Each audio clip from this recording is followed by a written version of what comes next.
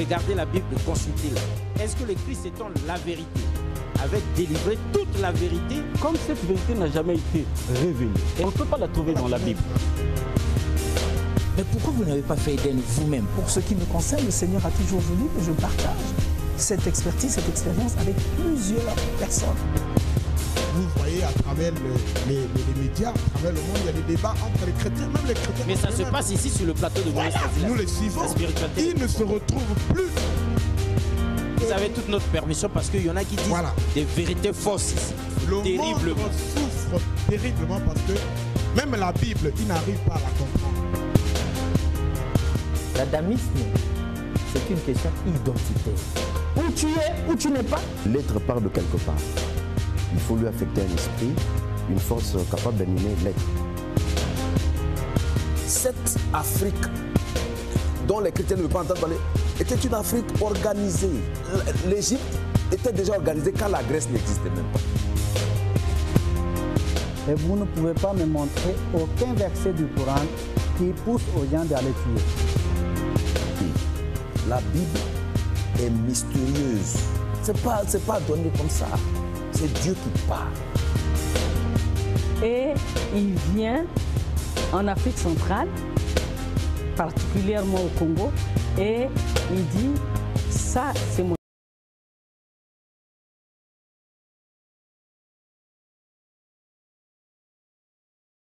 Le choc des convictions duquel jaillit la vérité. La nouvelle terre, troisième partie. La nouvelle terre, pas selon vous et moi, mesdames et messieurs, mais selon le grand maître, le très grand maître Omram Mikhaël Ivanov. La nouvelle terre, c'est ce livre que nous sommes en train de décrypter aujourd'hui, donc la troisième partie, comme pour connaître les méthodes, les exercices, les formules et les prières idoines pour que nous ayons une très bonne spiritualité. La nouvelle terre... c'est autant dire, c'est la quatrième de couvre qui nous donne une idée, un aperçu, que nous lisons pour ceux qui ont raté les deux premières parties de cette émission. Dans l'avant-dernier chapitre de l'Apocalypse, Saint Jean écrit « Puis je vis un nouveau ciel et une nouvelle terre, car le premier ciel et la première terre avaient disparu. » Comment interpréter cette vision?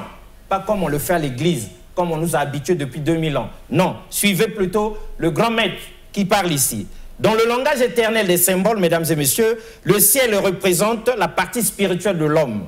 Le domaine de la pensée et la terre représente la concrétisation, la réalisation dans la matière. Comme dans l'univers, dans l'être humain aussi, le ciel et la terre sont inséparables. Et un nouveau ciel signifie ainsi une philosophie nouvelle qui donne naissance à une nouvelle terre, c'est-à-dire une nouvelle façon de vivre. La tête est dans le ciel et les pieds sont sur la terre. Les pieds, c'est ce qui marche d'après la tête, car les pieds courent toujours là où la tête a déjà quelques projets. Efforcez-vous donc d'entrer, mesdames et messieurs, dans le nouveau ciel, c'est-à-dire d'accepter la nouvelle philosophie. Et une fois acceptée, il s'agit de l'appliquer. L'application, justement, c'est cela, la nouvelle terre. Toutes les méthodes que donne notre enseignement concernant les différents actes de la vie quotidienne, la nutrition, la respiration, les relations avec les êtres humains et avec l'univers représentent la nouvelle terre inspirée par le nouveau ciel. Omram Mikhaël Ivanov, le grand maître, sinon le très grand maître. Arnette, bonjour. Bonjour Alexis. Alors si vous étiez donné, puisque vous étiez avec moi dans la deuxième partie de cette émission, pour de résumer un tant soit peu cette partie-là, aux téléspectateurs avant que nous n'entrions dans la troisième, que diriez-vous? Alors, pour la deuxième partie, lorsque nous avons reçu M. Ferdinand pour le livre « La Nouvelle Terre », nous avons parlé récemment sur les méthodes de purification. Et deux choses dont me reviennent dans l'esprit pendant que nous avons parlé, nous avons parlé sur le jeûne. Et aujourd'hui, même les scientifiques prouvent que c'est important, voilà, de pratiquer le jeûne. Et je pense que M. Ferdinand, sur ce plateau, avait su utiliser les mots nécessaires pour mieux nous aider à comprendre. Et au-delà du jeûne, il y avait les 4 éléments. Nous avons parlé de la terre, de l'air, l'air, de l'eau et du feu. Et ensuite, nous avons parlé sur les problèmes du mal. Et pendant que nous étions en train de parler sur les problèmes du mal, M. Ferdinand avait su nous expliquer sur comment savoir utiliser les forces du mal. Il avait également parlé sur la sexualité. Il avait pris un exemple qui est très capital pour nous. Aujourd'hui, malheureusement, la plupart des hommes utilisent la sexualité pour nuire aux femmes. Mais lorsque Dieu a créé la sexualité, ce n'était pas pour nuire, mais c'était pour le plaisir de tout un chacun. Voilà, Alexis. Très bien. Mesdames et messieurs, nous avons deux invités cette fois-ci. Ferdinand Ngoulou, vous n'êtes pas seul. Vous êtes accompagné et de très belle manière. Donc vous, c'est Monsieur Ferdinand Ngoulou. Là-bas, nous avons Monsieur Télésphore Kimpolo. Tous deux, mesdames et messieurs, sont disciples et chercheurs. Est-ce que, Ferdinand Ngoulou, on peut dire que vous avez cherché longtemps, et vous êtes aujourd'hui, tous les deux, peut-être devenus plus grands que le maître Omram Mikhaël Ivanov lui-même? En tout cas, il y a une chose que j'aime chez vous, c'est votre humour. Merci. Nous ne sommes pas dans la recherche de devenir comme ou comment, mais nous sommes dans la recherche de comprendre. C'est la compréhension qui est le plus importante pour nous, c'est comprendre la vie de tous les jours, c'est comprendre le nouveau ciel et la nouvelle terre. Donc le but n'est pas de devenir aussi grand que le maître, le but n'est pas de le dépasser. Pourquoi on va aller chercher à faire une compétition? Donc il n'y a pas de compétition en spiritualité. Nous sommes pas dans la compétition, nous sommes dans l'apprentissage. Alors, Monsieur Kimpolo, plus grand que le maître, aussi grand que le maître? En toute modestie, comme l'a dit Ferdinand tout à l'heure, nous voulons comprendre, avancer et nous épanouir. Donc en spiritualité, vous n'êtes pas en compétition, ni vous deux, ni avec le maître? Non. Très bien. Alors, cela dit, nous avons 4 chapitres à décrypter aujourd'hui. Mesdames et messieurs, le chapitre 7, 8, 9 et 10 de ce livre très important. Le chapitre 7, les relations humaines. Le 8, les relations avec la nature. Le 9, le soleil, les étoiles. Et le 10, le travail de la pensée. Chapitre 7, page 109. On cherche ça rapidement pour vous. Page 109, qu'est-ce que ça dit? Voilà, nous y sommes. La dette de reconnaissance. Notre dette envers la famille, la société, la race, etc. L'homme a reçu de ses parents le corps, la vie, disons la vie, bien que ce ne soit pas eux qui l'a créé. Les vêtements, la nourriture, le logement, l'éducation. C'est toute une dette accumulée qui doit leur être payée. Beaucoup d'enfants refusent de la reconnaître. Ils critiquent leurs parents, ils s'opposent à eux, les détestent même. C'est injuste.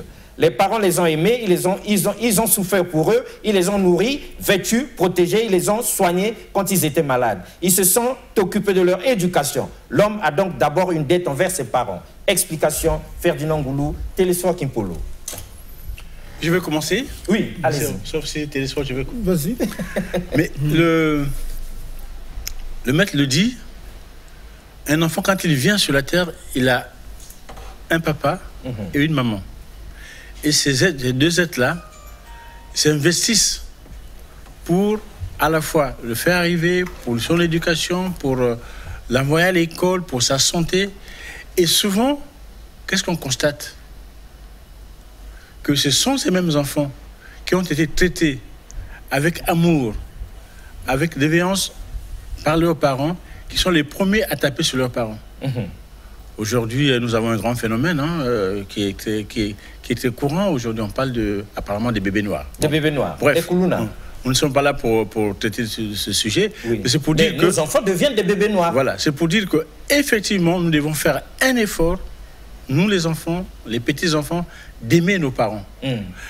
Quand on parle de la dette, c'est pas leur donner de l'argent seulement. C'est pas surtout leur donner de l'argent, c'est leur donner l'amour, leur rendre le même amour, et surtout se rappeler que demain, moi, quand je serai parent, je dois m'occuper de mes enfants comme mes parents sont occupés de moi. Voilà ce que je peux dire et je laisse la parole à Télésphore. Monsieur Kimpolo, oui, qu'en dites-vous? La vie dans la société, c'est comme une chaîne. Nos parents avaient d'abord leurs parents et ils sont devenus parents et ils nous ont donné tout ce qu'il y avait comme conditions nécessaires pour notre épanouissement. La nourriture, l'éducation, même, ils nous ont d'ailleurs aussi prêté leur manière de penser, de sentir. Parce que les premiers mondes de la vie, on prend comme modèle le père pour le fils. On prend comme modèle la mère pour la fille. Et donc, les enfants, face à cette ambiance-là, ils reçoivent quelque chose de subtil, en dehors de ce qu'ils ont reçu en termes de nourriture et tout le reste. Et donc ça, les enfants doivent être conscients de ça et se dire que c'est quelque chose de sacré, quelque chose de noble. Très bien. Arnett Eyala, le maître, le très grand maître Omram Mikhaël Ivanov pense à cette reconnaissance que les parents et les enfants devraient avoir vis-à-vis de leurs parents. Qu'en dites-vous à entendre nos deux invités sur ce plateau? Alors déjà, j'aimerais préciser à tous ceux qui nous regardent en ce moment qu'en tant qu'enfant, aucun enfant n'a demandé à venir sur Terre. Ce sont les deux parents qui se consentent et qui décident. Donc je pense qu'aucun enfant, je ne sais pas d'où proviennent selon nos chercheurs, d'où est-ce que les enfants viennent, mais je pense qu'aucun enfant n'a demandé de venir sur Terre. Alors premièrement, il est dans l'obligation des parents qui ont décidé d'avoir des enfants de prendre soin d'eux. Alors il y a quelque chose qui m'a dérangé, mais Monsieur Ferdinand a parlé de la dette. Il va peut-être essayer de m'aider à mieux comprendre. C'est vrai que nos parents prennent soin de nous et il n'est que normal, il n'est que naturel en retour lorsque nous avons pris de l'âge de prendre soin d'eux en retour également. Et d'ailleurs, le Seigneur dit dans sa parole que tu honoreras ton père et ta mère. Tu dois honorer ton père et ta mère. Merci de m'arracher. Afin que tes jours se prolongent sur la terre. Il dit encore que ce sont nos dieux sur terre. Maintenant, comme M. Ferdinand dit qu'une dette, j'aimerais qu'il nous explique mieux qu'est-ce qu'il comprend par une dette. Oui, on doit les aimer, c'est quelque chose de naturel, on doit aimer nos parents, nous devons, parce que lorsque nous allons prendre de l'âge, eux ils vont vieillir, ils ne seront plus en mesure de faire certaines choses. Alors qu'est-ce que vous voulez dire exactement par nous avons une dette envers nos parents? Très bien, est-ce que nos enfants nous doivent quelque chose, Ferdinand Goulou? Je vais reposer une chose, je ne parle pas en termes de monnaie. Ah, il ne s'agit pas d'argent. Non, il ne s'agit pas d'argent, on ne parle pas en termes de monnaie. On va prendre un exemple tout à fait simple. La question que Mme Arlette vient de poser, elle dit, à juste titre, aucun enfant m'a demandé de net. Bon, ça ferait un très bon débat. Mais en tout cas, aucun enfant, ce sont les parents qui ont déclenché la machine. Ce sont les parents qui déclenchent la machine. Mais prenons un exemple. Regardez un chien et une chienne. Ils vont faire un enfant et l'enfant va venir. Et à la fin, qu'est-ce qu'ils s'occupent d'eux pendant un moment donné? À la fin, qu'est-ce qui se passe? L'enfant se débrouille. Oui, évidemment. L'enfant se débrouille. On est d'accord? On est d'accord. Mais nous n'avons pas ça dans ce livre-là. Nous, les humains, nous devons nous occuper de nos enfants et le maître dit jusqu'à l'âge de 28 ans. Ah. Les parents doivent accompagner leurs enfants jusqu'à l'âge de 28 ans. Ça veut dire qu'à ce moment-là où ils sont vraiment installés. Exact. Donc c'est tout un processus que beaucoup d'enfants ne connaissent pas, peut-être même beaucoup de parents ne connaissent pas. Jusqu'à l'âge de 28 ans. Vous imaginez, hein? Ah oui, c'est kilométrique. Donc, on l'accompagne jusqu'à 28 ans. Les parents doivent accompagner leurs enfants. Et après, une fois qu'on nous a accompagnés, qu'est-ce qui arrive? Moi, j'ai entendu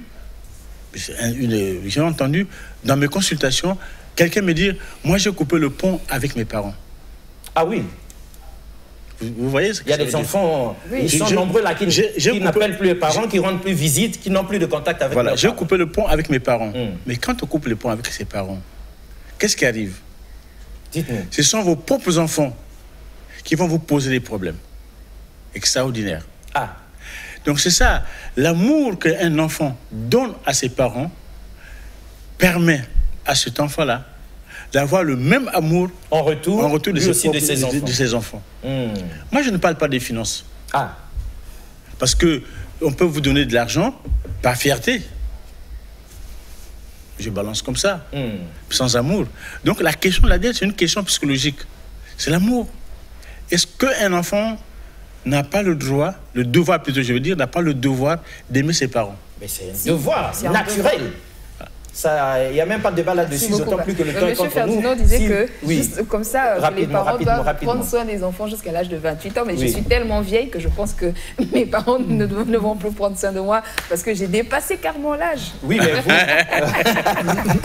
peut-être que vous ajouter par rapport à ça. Oui, rapidement. Le maître estime que 28 ans, les parents auront déjà fait un parcours suffisant pour que l'enfant soit maintenant capable de s'auto-prendre en charge. On vous écoute, M. Kimpolo. Bon, au niveau de la dette, bon, pour aller dans le même sens que Ferdinand, c'est surtout tout ce qu'on donne qui est invisible, l'amour, l'affection, que les enfants emmagasinent. Parce qu'il a été établi que les enfants qui n'ont pas grandi dans un certain environnement manquent quelque chose. il leur manque quelque chose.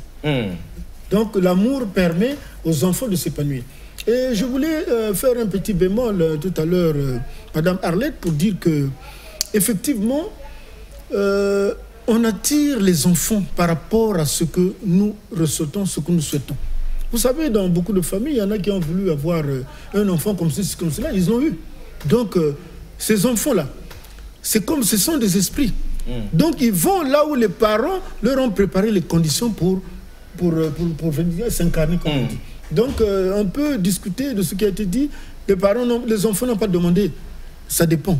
Mais ça serait beaucoup plus long. Oui, là c'est encore un autre aspect. Un autre volet. Oui, il y a un autre volet et c'est plus profond. Voilà. Donc ce n'est pas toujours comme nous croyons, mesdames et messieurs, que les enfants ne sont pour rien quant à leur venue sur la terre. Nous avons toujours pensé que ce sont les parents seulement. Mais on comprend aussi, on lit, on entend entre les mots que les enfants aussi ont leur part de responsabilité dans le lieu de leur naissance, dans la famille où ils viennent s'incarner, sinon se réincarner. Le temps est contre nous, nous passons au chapitre 8, les relations avec la nature. Chapitre 8, relations avec la nature, et nous lisons pour vous le premier paragraphe. Quand un initié ouvre sa porte le matin, mesdames et messieurs, il salue toute la nature, les arbres, le ciel, le soleil. Il dit bonjour au jour et à toute la création. Vous demanderez à quoi ça lui sert? Eh bien, à se brancher tout de suite sur la source de la vie. Oui, parce que la nature lui répond. Combien de fois le matin je sors dans mon jardin, je salue les anges de quatre éléments, les anges de l'air, de la terre, de l'eau et du feu, et même les gnomes, les ondines, les sylphes, les salamandres. Alors on les voit. Ils chantent, ils dansent, ils sont contents. Et aux arbres, aux pierres, au vent, je dis aussi salut, salut. Essayez, faites-le vous aussi, mesdames et messieurs. Vous sentirez intérieurement quelque chose qui s'équilibre, qui s'harmonise, et beaucoup d'obscurité et d'incompréhension vont vous quitter, tout simplement parce que vous aurez décidé de saluer la nature vivante avec les créatures qui l'habitent. Ferdinand Goulou, Télésphore Kimpolo, explication. Je pense que là, ça ne souffre pas d'explication, parce que c'est clair. Oui. Bon, on va dire quelque chose. Ça mérite des explications, parce que pour le commun des téléspectateurs, saluer la nature, dire bonjour aux arbres, aux plantes et tout ça, c'est pas ce que nous faisons tous les matins. Hein. Justifiez-nous l'explication, même si c'est clair. Il faut savoir que la nature, elle est vivante. Elle vit. Les arbres vivent, les plantes vivent, tout vit dans la nature. Et toute cette nature a conscience que nous aussi, nous sommes des hommes avec eux. Donc les arbres connaissent que nous aussi, nous existons. Mais bien sûr. Donc les lézards dans le jardin, les fleurs et tout ça, nous connaissent aussi. Mais à partir du moment où vous approchez un lézard avec un esprit méchant, belliqueux, dans l'idée de lui casser la tête, qu'est-ce qu'il fait? Il fouille. Il détale. Mais voilà, pourquoi il fouille? Mais parce qu'il sent quelque chose. Il sent que là, il y a un danger. Donc la nature, elle est vivante. Et d'ailleurs, les fleurs, les plantes ou les fleurs, il y a des expériences qui ont été faites avec les fleurs. Vous plantez une fleur, vous lui mettez de la musique, vous voyez la fleur qui donc les fleurs écoutent la musique. Mais bien sûr. Monsieur Kimpolo. Oui, mais je vais aller dans nos traditions. Vous savez que, par exemple, dans nos traditions, on dit telle forêt, il ne faut pas rentrer à telle heure. Exact. Bon, parce que, sinon on risque de se perdre. Exact. Donc, déjà, nos parents savaient que la nature était habitée et que la forêt habitait. Si on veut aller dans une forêt, pour prendre des choses, on part à la forêt. Exact. Donc ça, c'était connu. Ça, c'est ce que faisaient nos ancêtres. Oui. Donc, nos ancêtres étaient dans la vérité, effectivement. La nature est habitée. Les 4 éléments se manifestent partout dans la nature. Et si on repart dans nos villages, on retrouve encore des anciens qui continuent à perpétuer cette façon de faire. Bien sûr, ils respectent la terre. Qui respectent la terre, ils respectent l'eau. Voilà, parce que vous savez, dans les villages, par exemple, quand on lavait les habits, on prenait l'eau dans un seau et on allait laver en dehors de la rivière. Parce qu'on sait que la rivière pouvait être polluée. C'est déjà un sens du sacré, du respect que les parents avaient. Mais ça a complètement disparu. Complètement. Donc, on fait n'importe quoi dans l'eau, pensant que l'eau n'est pas vivante. Voilà. Mais l'eau, c'est parce qu'elle est vivante que l'eau a des poissons. Oui. C'est parce qu'elle est vivante que l'eau a des poissons dedans. S'il n'était pas vivante, les poissons mourraient dans l'eau. Les poissons mourraient dans l'eau. Arnette Yala, réaction. Réaction, alors j'ai peur avec ce que nos 2 chercheurs ici sont en train de dire, bouleverse les chrétiens qui nous Ils sont disciples du maître Omram Mikhaël Ivanov. Et chercheurs. Voilà. Donc disciples et chercheurs.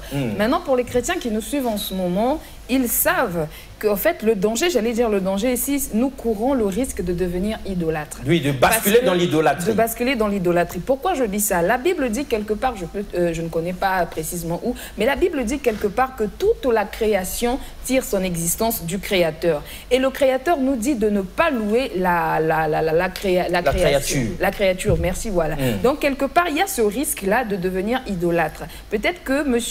Kimpolo va peut-être mieux nous expliquer pour les chrétiens qui nous suivent, parce qu'ils vont s'interroger, mais qu'est-ce qu'ils sont en train de nous dire présentement là? Oui, Ferdinand Goulou, Télésphore Kimpolo, saluer le soleil, saluer la terre, saluer la lune, oui, s'adresser aux arbres, pour nous, c'est de l'idolâtrie pure et simple. Explication. Oui, mais je vais prendre à la maison, par exemple, vous ne donnez pas de coups de pied aux chaises. Non. Les chaises qui vous portent. Mais vous les entretenez. Est-ce que c'est l'idolâtrie? Non, c'est de l'entretien. L'entretien, donc c'est la même chose. La nature est vivante, elle nous fournit un certain nombre de choses. Il faut qu'on la respecte. Il faut la respecter. La respecter ne veut pas dire que c'est l'idolâtrie. Donc ça revient de même que cirer nos chaussures, arranger notre chambre, balayer la cour, tout ça, c'est pas de l'idolâtrie. Non, c'est pas de l'idolâtrie. C'est simplement de l'entretien. Mais je voulais juste une minute. Il faut poser la question aux chrétiens qui parlent de l'idolâtrie. Pourquoi ils font leur lit le matin? Le matin. Pourquoi ils font leur lit? Pourquoi tous les chrétiens font leur lit? Monsieur Kimpolo l'a dit, c'est une question d'entretien. Mais voilà. Je veux dire, hygiène et propriété quand même. Mais c'est ça. La question, elle est tout à fait simple. Nous, le matin, imaginez un seul instant que nous ayons 5, c'est trop même, 1 minute seulement où le soleil n'apparaît pas. Est-ce que vous imaginez que ça va créer dans le monde comme Ah non, le monde entier va être frigorifié. Alors, tout le jour, il nous envoie la lumière, nous sommes contents de le recevoir, sa lumière, évidemment. Mais nous ne sommes pas capables de lui dire merci pour cette lumière que vous nous envoyez. Mais est-ce que si nous disons merci au soleil, le soleil va nous entendre, mais c'est un être vivant. Le soleil. Mais bien sûr. Il a conscience de nous sur Terre. Mais sinon, il devait s'arrêter. Vous n'allez tout de même pas nous dire que le soleil nous envoie ses rayons en toute conscience, que ça nous fait du bien, que ça donne la Mais effectivement, on le verra peut-être un peu plus loin, peut-être pas maintenant là. Le maître le dit que le soleil est un être vivant. Les étoiles également? Les étoiles. Il faut... Mais vous allez dire aussi les planètes. Écoutez, essayez, vous avez un problème. Vous avez un problème, vous êtes en une situation difficile. Compliquée. Bon, à Brazzaville, les étoiles ne sont pas très brillantes, c'est surtout parce qu'il y a la pollution, et tout ça. Mais vous sortez de chez vous, vous regardez le ciel. Vous ne dites rien. Vous regardez le ciel avec admiration. Vous allez vous ressentir apaisé. Mais qu'est-ce qui fait ça? Qu'est-ce qui fait ça? Et parce que tout ce qui nous entoure est vivant. C'est ça. Maintenant, nous avons été formatés de telle manière qu'aujourd'hui, on croit, tout le monde parle au nom de Dieu, au nom de Jésus. Notre Seigneur et Sauveur. Dans votre générique, c'est clair. Il y en a qui parlent de ça, mais qui ne comprennent pas grand-chose. On ne va pas débattre. Mais qu'est-ce qui a annoncé l'arrivée de Jésus? Il y avait des étoiles, non? L'étoile. Les mages ont vu l'étoile. Pourquoi les mages ont vu les étoiles? Si les étoiles étaient bêtes, comment les mages sont référés aux étoiles? Aux étoiles. Comment l'étoile a guidé ces mages jusqu'à l'enfant Jésus? Jusqu'à l'enfant Jésus. Est-ce qu'on a réfléchi un tout petit peu là-dessus? Non, à l'église, on ne nous dit pas ça. Monsieur Kimpolo, ajout, complément d'objet direct. Mais je vais prendre pour vous montrer, ce sont les plantes qui connaissent justement la vie que transmet le soleil. Le matin, si vous faites attention, même quand les pétales des fleurs s'éclosent, quand elles reçoivent le premier rayon du soleil, le même effet est produit aussi chez l'homme, mais c'est parce que l'homme n'est pas conscient. L'homme n'est pas conscient. D'ailleurs, la nature, les oiseaux commencent à chanter quand le soleil commence à se lever. Ah oui, nous entendons ça. Vous entendez? Et c'est beau. Oui, quand le soleil, il arrive à un moment où les oiseaux ne chantent plus pendant quelques secondes. C'est parce que le soleil se lève. Oui. Faites l'effort et vous allez vous rendre compte que la nature entière rend grâce au soleil quand le soleil se lève. Très bien. Arnette et Yala, vous ajoutez quelque chose ou bien j'entre dans le chapitre d'après? Voilà, donc chapitre 9 justement, le soleil, les étoiles. Le grand maître Omram Mikhaël Ivanov dit ceci: les humains ne se sont pas encore rendus compte de l'importance du soleil, mesdames et messieurs. Bien sûr, la science s'occupe de lui de plus en plus, mais c'est pour l'utiliser, pour le mettre en bouteille, pour le vendre, car on ne s'intéresse toujours qu'à l'aspect technique, industriel et commercial des choses. Pour l'aspect spirituel, on en est loin, tellement loin. Même les religieux sont loin, surtout les religieux d'ailleurs. Or, c'est justement cet aspect spirituel qu'il faut maintenant comprendre. Ce que représente le soleil avec ses rayons, comment l'homme peut se développer spirituellement par la connaissance du soleil, par la pratique du soleil, en apprenant à le regarder, à le contempler, à entrer en lui, à s'identifier à lui. Ferdinand Ngoulou, Télésoir Kipolo, tour à tour, explication. Je vais laisser M. Kipolo commencer. M. Kipolo. Vous savez que même dans la tradition chrétienne, les saints sont représentés avec une auréole de lumière. De lumière, évidemment. Comme un soleil sur la tête. Donc, c'est un message, comme pour dire que le soleil, c'est le symbole de la lumière, mais aussi c'est le symbole de l'amour et de la vie. Parce que la vie que nous transmettons, c'est à supposer qu'il y ait un jour ou un mois sans soleil à Brazzaville, toutes les fleurs vont flétrir. Voilà. Donc la vie va s'arrêter. Donc le soleil, c'est la source de la vie. Très bien. Dans notre système solaire. Arnette et Yala, d'accord avec eux? Le soleil, c'est la source de la vie. Le soleil, source de vie. La vie que nous avons ici provient du soleil. Non, parce que pour les chrétiens qui nous suivent, ils ne seront pas d'accord avec ça. Parce que le chrétien, on ne va pas l'oublier, on ne va pas se fatiguer de le dire, le chrétien prend appui sur Christ. Pour le chrétien qui nous suit en ce moment, voilà, Christ est cette source-là qui donne la vie. Et d'ailleurs, il dit dans ses propos que la chair ne sert à rien, c'est l'esprit qui donne la vie. Et c'est l'esprit de Dieu que les chrétiens ont reçu, c'est l'esprit de Dieu qui est en eux qui leur donne la vie. Alors dire que le soleil est source de vie, il y a problème.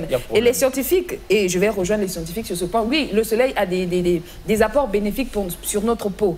De la même façon que vous avez dit, voilà, les rayons de soleil sont bénéfiques pour les plantes, pour les fleurs. De la même façon où nous allons rejoindre les scientifiques quand ils disent que le soleil a des apports bénéfiques sur notre corps. Ça, je suis d'accord avec ça. Mais dire que le soleil est source de vie, là, nous sommes divisés. Je ne vais pas rejoindre... Monsieur Ngoulou, c'est tout de même pas le soleil qui nous a créés.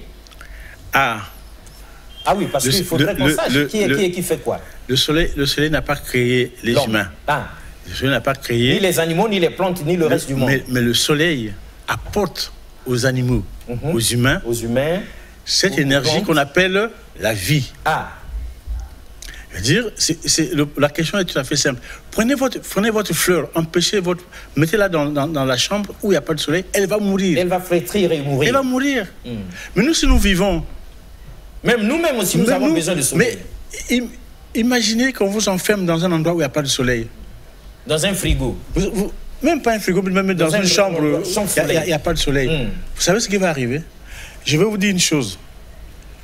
Les chrétiens qui nous écoutent, mais qui vivent en Europe, la période en Europe où il y a beaucoup de comment on appelle ça, de problèmes psychologiques, c'est au mois de septembre. Quand on rentre en automne. Vous savez pourquoi? Non. Parce que sur le plan terrestre, le soleil se retire et est loin de la Terre. On sort de l'été. On sort de l'été, il y avait beaucoup de lumière. Donc le soleil se retirant de la Terre, ça crée un déséquilibre psychologique chez les gens. Et à ce moment-là, il y a beaucoup de problèmes psychologiques. Très bien. Beaucoup de problèmes psychiatriques. Donc, le soleil apporte la vie. Le soleil, on n'a pas dit que le soleil crée la vie, mais le soleil apporte la vie. C'est comme la nourriture. La nourriture, vous ne mangez pas, vous mourrez.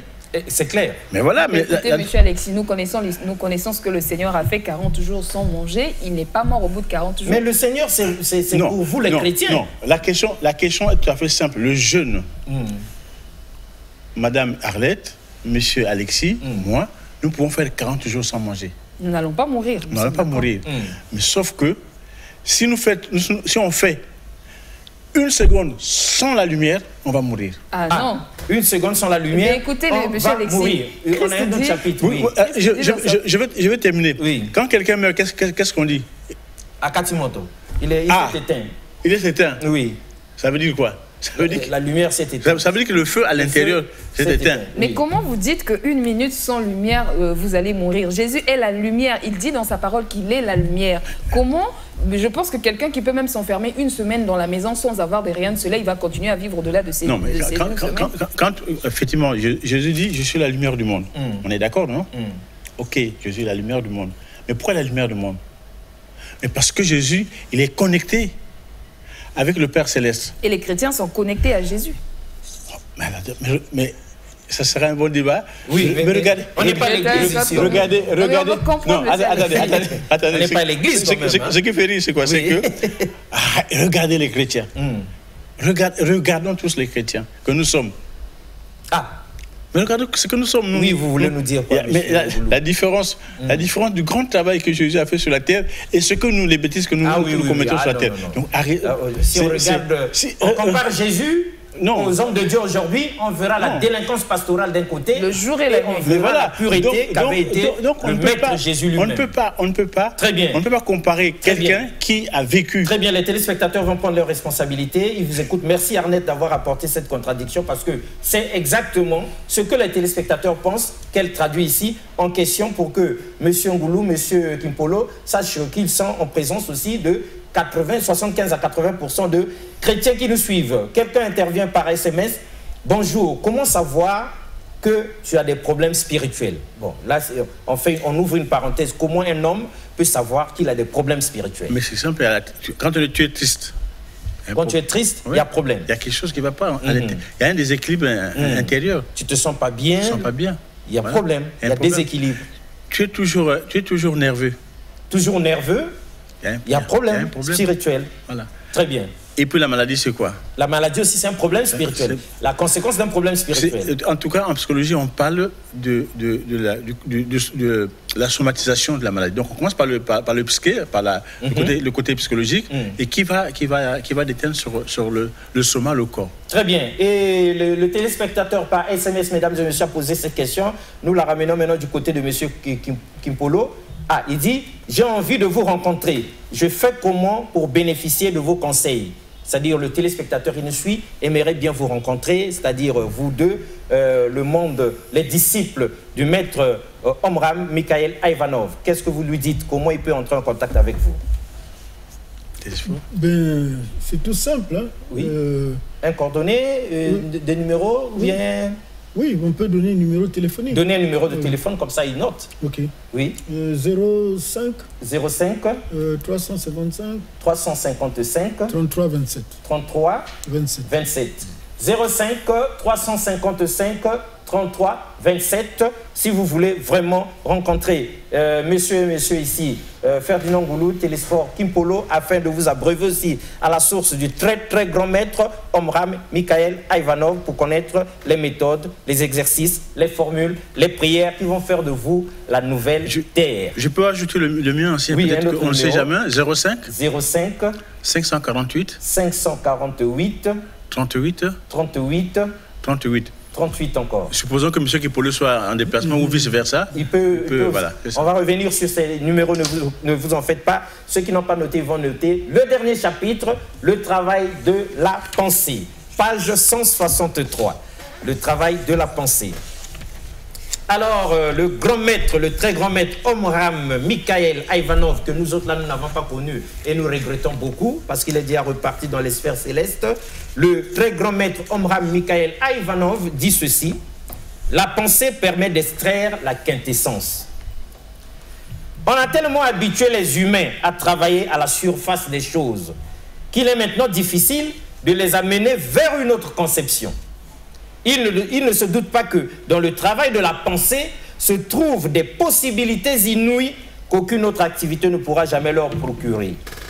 Prenons quelques images. Lorsqu'on extrait du minerai de fer, de cuivre, etc., il faut des tonnes et des tonnes de ce minerai pour obtenir une certaine quantité de métal. Le reste, c'est la gangue, la terre, que l'on doit rejeter. Pour obtenir quelques litres d'essence de rose de Bulgarie, il faut aussi des wagons de pétales.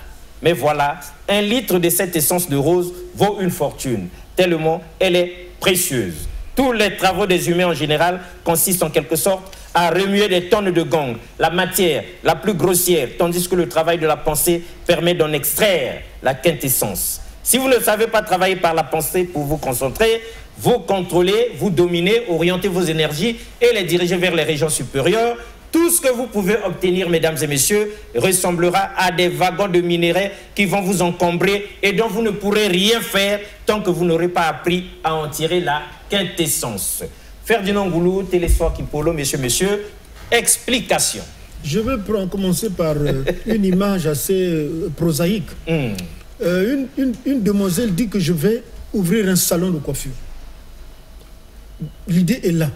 Mais vous savez, de l'idée jusqu'au salon de coiffure, elle va passer par beaucoup de périodes.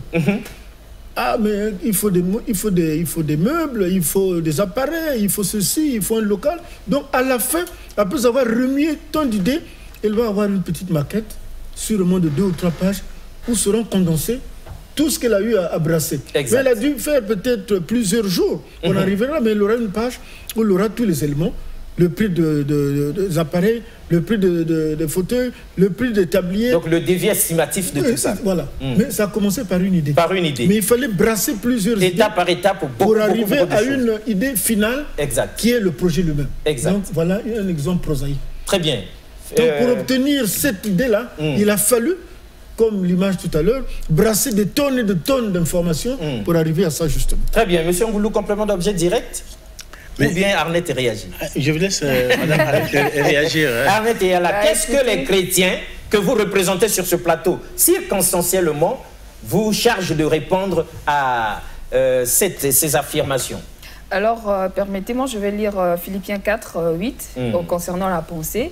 Au reste, frères, que tout ce qui est vrai, tout ce qui est honorable, tout ce qui est juste, tout ce qui est pur, tout ce qui est admirable, tout ce qui mérite l'approbation, ce qui est vertueux et digne de louange, soit l'objet de vos pensées. Voilà, quelqu'un dans la Bible a écrit ce que nous venons de lire, pour booster les chrétiens, pour encourager les chrétiens à avoir des pensées positives. Alors, nous connaissons des grands hommes comme Jésus qui a marqué l'histoire, que ce soit Bouddha qui a marqué l'histoire. Il est important d'avoir des pensées positives. Et je pense qu'en restant sur la pensée, nous allons, sans peut-être le vouloir, je ne sais pas si c'est mentionné dans la Nouvelle Terre, parler de la méditation. La méditation, c'est quelque chose de très important. Quelque part, ça nous permet de nous déconnecter de tout ce qui nous entoure ici. Je ne sais pas s'il y a des exercices requis pour ça, là. Mais voilà, la méditation nous permet de nous détacher de ce qui se trouve autour de nous. Et les grands hommes, les grands écrivains, ce sont les gens qui méditaient pendant la nuit. Parce qu'il y a ce calme, il y a ce silence-là, et ça permet de pousser très loin sa pensée. Ça, c'est le complément que je vais ajouter, sauf si... Très bien, ils auront à ajouter leur complément, mais Roland Nyakekele, nous avions quand même pour ce livre très important du grand maître Omra Mikhaël Ivanov, La Nouvelle Terre, méthode, exercice, justement, la réponse est là, formule, prière. Nous avons un élément qui est un vecteur de préparer là-bas pour que les gens aient un aperçu du contenu de ce livre avant de revenir sur les réactions donc, des 2 disciples du grand maître sur ce plateau. Merci Arnett pour vos brillantes interventions. Roland Nyakekele, quel est déjà l'aperçu, l'idée que nous pouvons nous faire de ce livre de très grande importance?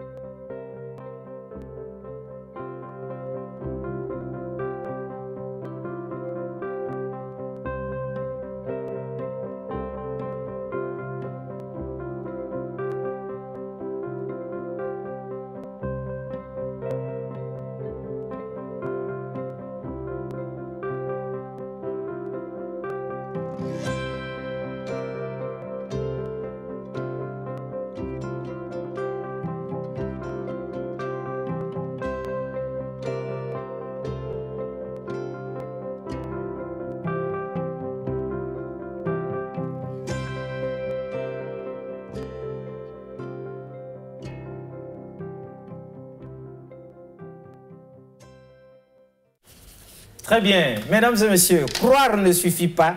Nous avons besoin de comprendre. Dixit, grand maître Omram Mikhaël Ivanov. Vous avez lu dans le spot là, je sais que vous êtes rapide, vous avez lu la galvanoplastie spirituelle. Nous reviendrons sur toutes ces choses-là dans la 4e partie de cette émission, certainement. Ferdinand Ngoulou, Télésport Kimpolo, réaction à ce que Ahmed a dit en 1-2 minutes. Je voudrais revenir rapidement sur une chose. Quand j'ai vu les fruits qui sont là, la beauté de ces fruits, vous voyez, vous arrivez dans un marché, vous achetez une mangue, vous voulez une mangue mûre. Une mangue mûre. Mais qu'est-ce qui a fait mûrir la mangue? Le soleil. Le soleil. Bon, bref. Sans le soleil, on n'aurait pas tout ce voilà. Et le soleil fait du bien. Le soleil fait mûrir en nous les vertus, les qualités. Ah, nous sommes d'accord avec ça. Très bien. Donc, revenons sur ce que vous avez dit. Effectivement, Madame Yala, Mme Arlette Yala a bien dit, dans ce livre-là, vous avez effectivement le travail avec la pensée sur la concentration déjà. Savoir se concentrer. Se concentrer, ça veut dire ramener tout au même point.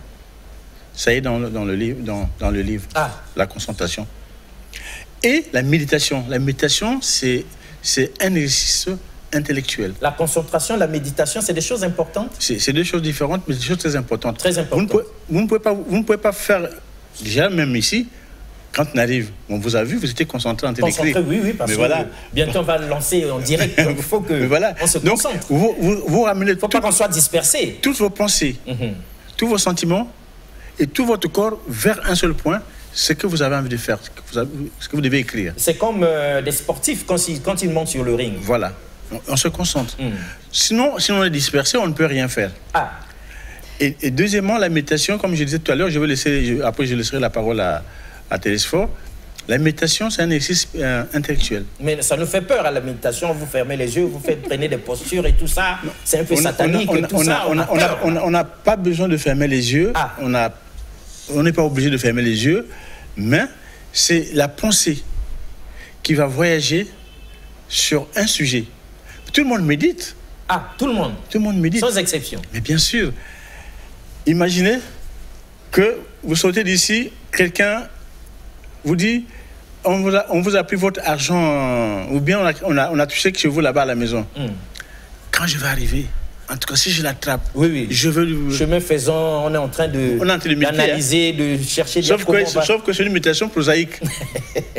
Or là, on nous demande de méditer sur des sujets spirituels.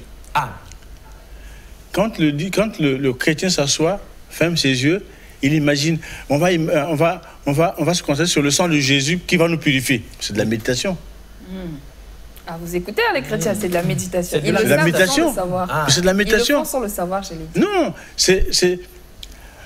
Imaginez que nous sommes sur la montagne de Golgotha ou je ne sais pas quoi, et il y a Jésus sur la croix, et le sang de Jésus est en train de tomber sur nous. Voilà, le chrétien qui pense à tout ça, à toute cette douleur-là, c'est de la méditation. De la méditation. Il s'imprègne du sacrifice-là pour qu'il sache sur quel pied danser. Voilà, très bien, monsieur Kipolo. Oui, complément dans le direct. même sens, quand le chrétien demande à recevoir le Saint-Esprit, il médite, il réfléchit de quelle est son attitude. Quel type de prière il doit faire, quel type de jeûne il doit faire pour que l'esprit l'habite.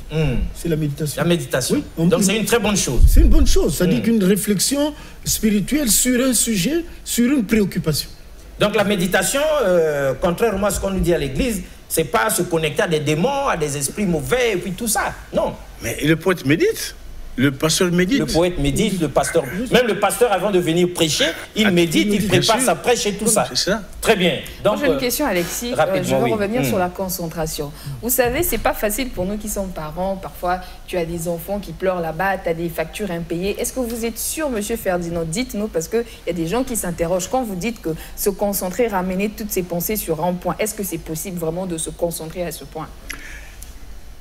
La question, est-ce que c'est possible? Je vais pas parler de possible, pas possible, mais je vais donner un exemple. Quand vous avez fait votre brevet, et c'était possible de vous concentrer sur le sujet qu'on vous a donné en mathématiques, c'est la même chose.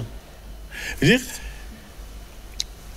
comment on appelle, la facture de courant, mais elle est là. Vous avez beau crier, sauter. Elle est là. Si vous ne payez pas, elle ne sera pas payée. On va couper. Si vous ne payez pas, il y a bien coupé. Donc, mieux vaut se concentrer pour que quelqu'un, peut-être qu'il y aura un gentil qui viendra vous donner l'argent pour payer l'autre là. Très bien. Le très charismatique DG de l'EKRC, il a été honoré donc, de la médaille de la paix. Nous étions au Grand Hôtel de Kintélé, c'était avant-hier, et ça nous a fait du bien parce qu'il fait des pieds et des mains pour nous procurer du courant, malgré qu'il n'a pas dans ses mains tous les moyens possibles pour le faire. C'était une façon de dire, DG, on vous soutient. Bon, on revient ici, comme pour répondre aux questions des téléspectateurs, avec votre permission. Où est-ce qu'on peut trouver ce livre? Je suis Monsieur Tony. Ah, c'est Monsieur Tony. Où est-ce qu'on peut trouver ce livre? Le livre, on peut le trouver où? La Nouvelle Terre. Vous avez les références? Les coordonnées, on a les coordonnées téléphoniques. Non, vous avez les références qu'on n'avait plus avant. Dernièrement, c'était... Il y a Charles Distributeur. Oui, il y avait les distributeurs et puis vous savez que nous, on fait plusieurs choses à la fois. Il y a la FNAC aussi. Il y a la FNAC. Oui, c'était Charles le distributeur. Pour avoir le livre, vous appelez Charles qui est distributeur au 05 536 62 12. 05 536 62 12. Et voilà. La FNAC. La FNAC également, vous pourrez avoir le livre. En RDC, plus 243 81 52 56 873. Plus 243 81 52 56 873.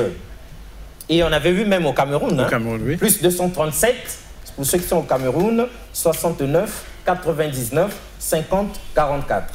Plus 237, on reprend, 69 99 50 44. Alors quelqu'un te pose cette question de savoir, alors ça je ne pense pas que c'est d'actualité, sinon il demande d'où vient le nom de Jésus. On passe d'abord. Alors,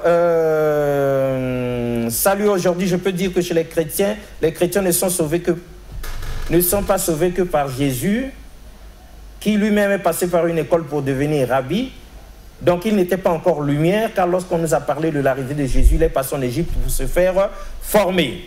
Jésus, il n'est pas encore rabbi, il passe par l'Égypte pour être formé, devenir grand maître. Vous confirmez, oui ou non? Est-ce que c'est ce que dit le grand maître Omrab Mikhaël Ivanov, oui ou non? Bon, on ne veut pas s'avancer sur ce chantier. Bon, on laisse ce chapitre-là. La croyance en Jésus n'est qu'une doctrine chrétienne. Seuls les chrétiens en reconnaissent l'importance. Mais par contre, oui. Il y a une chose que l'on peut donner, une référence biblique qu'on peut donner aux téléspectateurs, qu'ils aillent lire dans Hébreux 7. Ils sauront que Jésus est de l'ordre de Melchisédek. Hébreux 7. Jésus de l'ordre de Melchisédek. Et Melchisédek, c'est qui? Qu'ils cherchent, ils vont trouver qui est Melchisédek.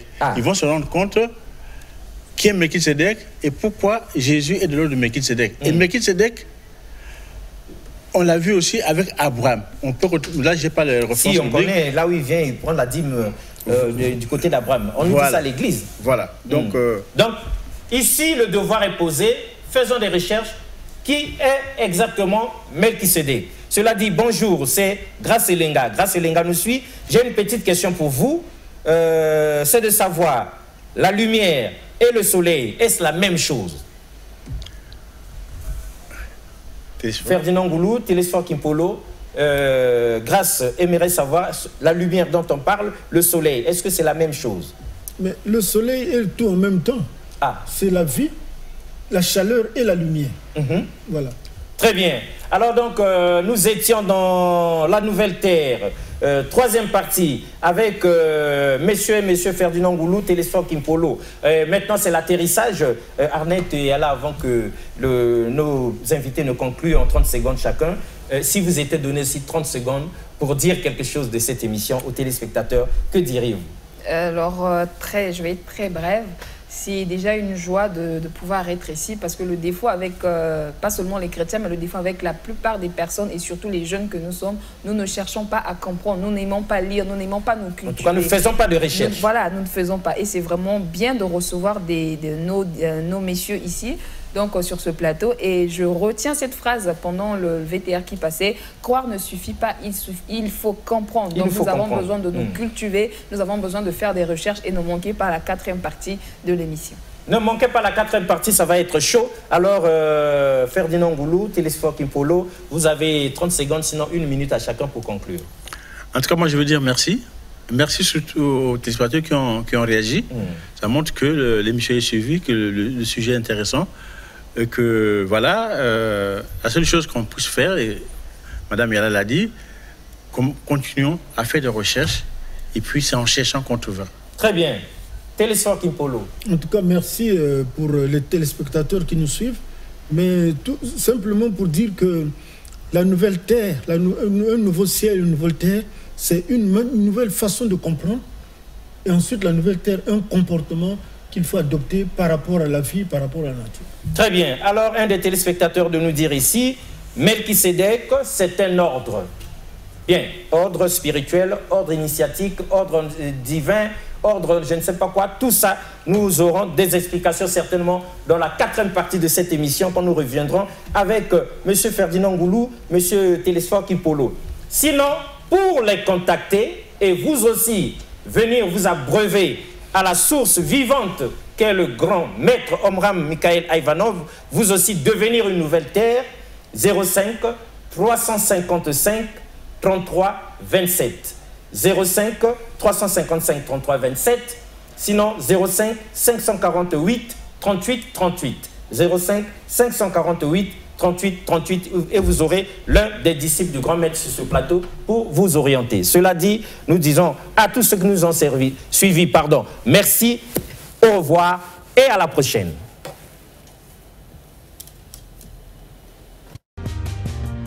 Regardez la Bible, consultez-la. Est-ce que le Christ étant la vérité avait délivré toute la vérité? Comme cette vérité n'a jamais été révélée, on ne peut pas la trouver dans la Bible. Mais pourquoi vous n'avez pas fait Éden vous-même? Pour ce qui me concerne, le Seigneur a toujours voulu que je partage cette expertise, cette expérience avec plusieurs personnes. Vous voyez à travers les médias, à travers le monde, il y a des débats entre les chrétiens, même les chrétiens. Mais ça se passe ici sur le plateau de Moïse. Nous les suivons. Ils ne se retrouvent plus.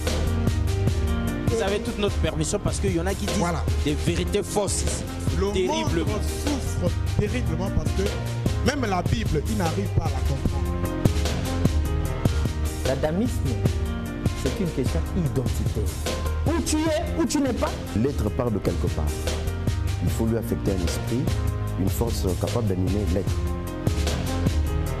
Cette Afrique dont les chrétiens ne veulent pas entendre parler était une Afrique organisée. L'Égypte était déjà organisée quand la Grèce n'existait même pas.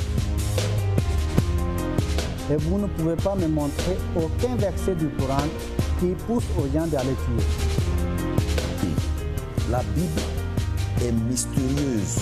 C'est pas donné comme ça. C'est Dieu qui parle.